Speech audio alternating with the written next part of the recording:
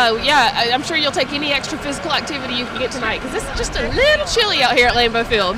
It is. To be honest with you, I thought it was going to be even feel colder. Right. I went to the gym at around noon, and it felt colder than this. The temperature was a couple degrees warmer, but the wind was just whipping. The wind's blowing a little bit, but it's not as bad. The temperature is 16. I don't know what the wind chill is. It's cold, don't get me wrong, but it's not bitter. Wind chill has it down to 3, according to my handy-dandy, trusty Weather Channel app. But cold, regardless. But, hey, this is what Lambeau Field is supposed to be like. This is what January football is supposed to be like. Packers tonight taking on the San Francisco 49ers. Kickoff is at 7:15 Central. I had a momentary freak out earlier today when in my head I said 7:15 Eastern, and I was like, I'm running an hour behind. But no, 7:15 Central versus the 49ers.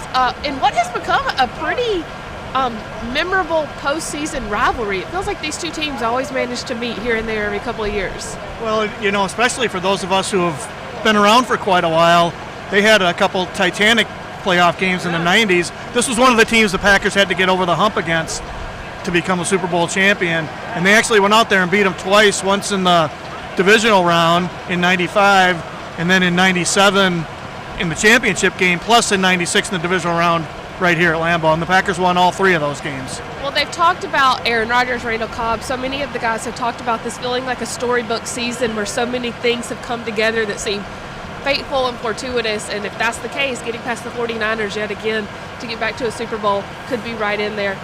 If you have any questions, go ahead and drop them in the chat. We will take those. But before we do, let's go over a few inactives. A couple of big ones. Jair Alexander is active.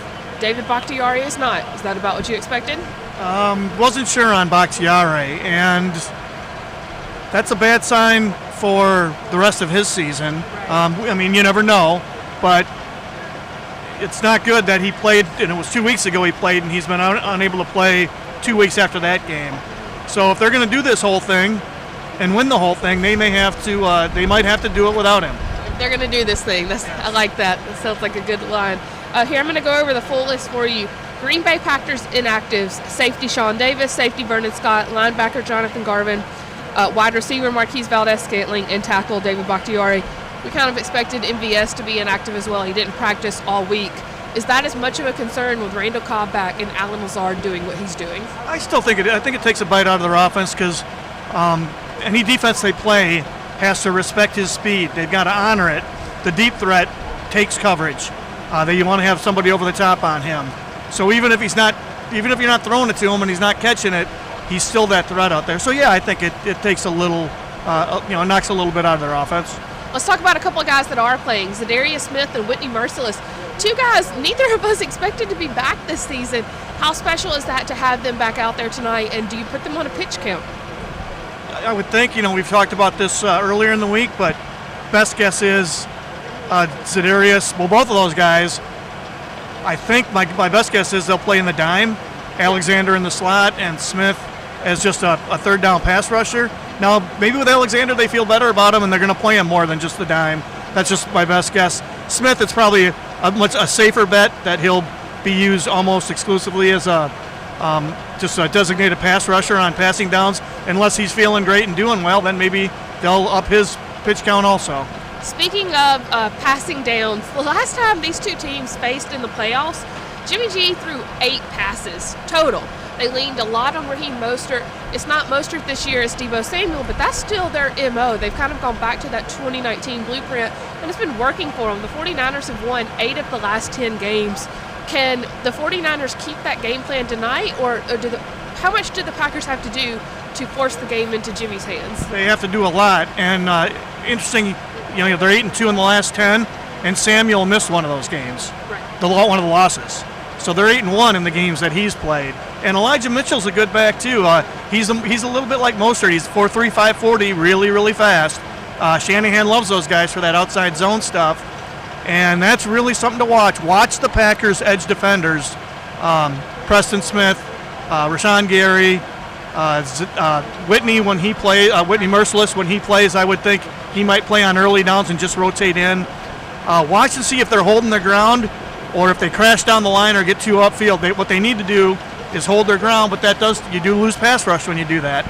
with that in mind, Levi asked, how many passes do you think that Jimmy will have to throw if the Packers are going to get a win? How many passes is Jimmy Garoppolo throwing? Yeah, that's an interesting question. Got to be in the 20s, right?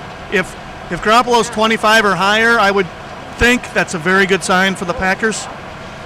With that in mind, inactives for the San Francisco 49ers have just been announced.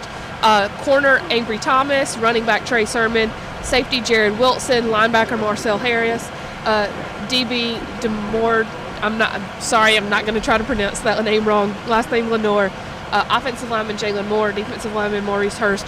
Ambry Thomas is a big one to lose. That's who kind of still almost helped them win last week. He picked off Dak Prescott.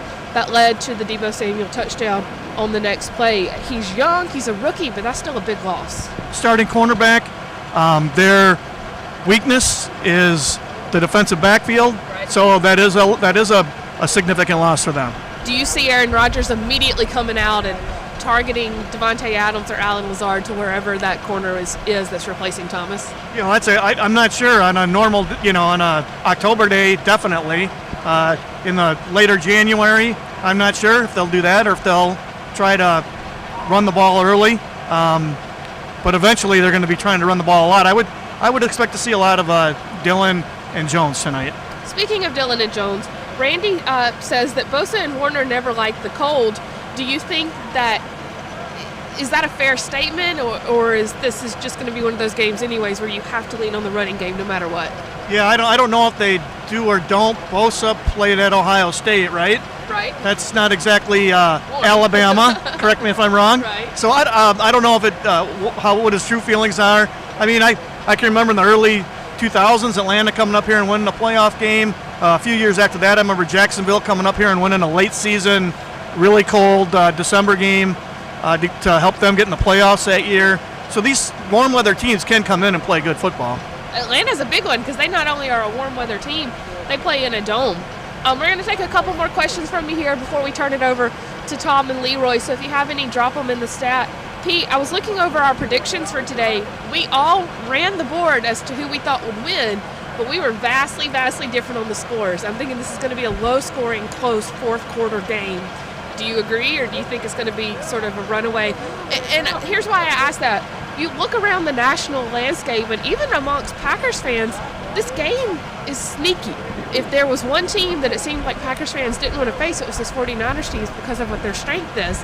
But do you think that we're giving the 49ers too much credit?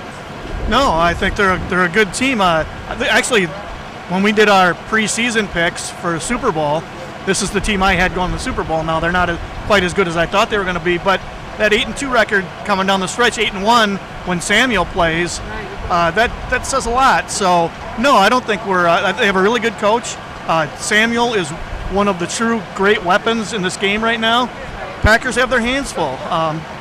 So much is going to depend on, I think, jumping on them early. If the Packers jump on them early and make Garoppolo have to carry the offense more, that helps the Packers. I completely agree, which is why, and I know Spoon disagreed with me when we talked about it on our podcast this week, but it's why I think if you get the ball first, you take it. If you can, you take the ball. I think the same thing. I'm leaning that way. Analytics say that you should kick it and try to get the back-to-back.